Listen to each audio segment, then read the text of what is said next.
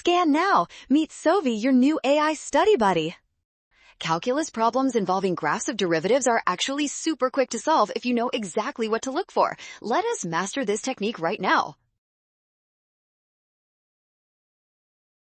Relative extrema occur where the derivative f prime changes sign. Looking at the graph, f prime crosses the x-axis at x equals -1 and 2, indicating two relative extrema.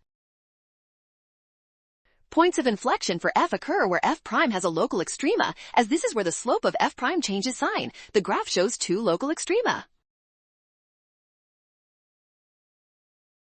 We found two relative extrema and 2 points of inflection. Comparing this to our choices, option D matches our findings perfectly. That makes option D our final correct answer. Nailed it!